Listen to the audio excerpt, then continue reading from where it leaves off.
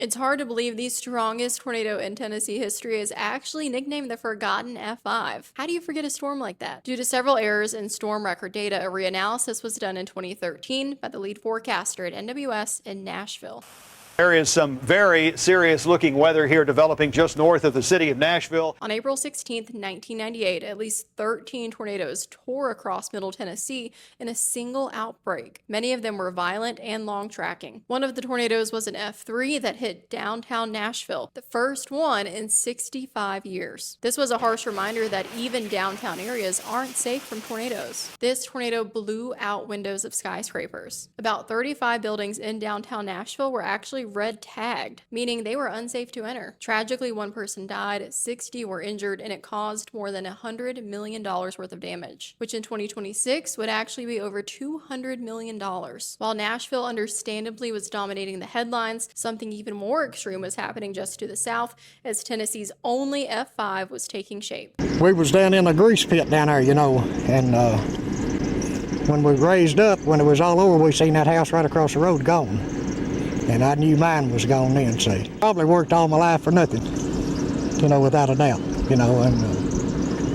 but at least our lives is saved. It was originally believed to be a single long-tracking F5 tornado, but the reanalysis done in 2013 paints a different picture. All National Weather Service documentation actually proved it was 3 separate violent tornadoes, each with a well-defined break in the damage path. At 3:50 p.m., an F4 tornado with winds of at least 207 miles per hour tore through Hardin and Wayne County. It was on the ground for over 30 miles. The tornado itself was a mile wide, and it caused $4 million in damage. The home is gone, and so is the woman who lived there.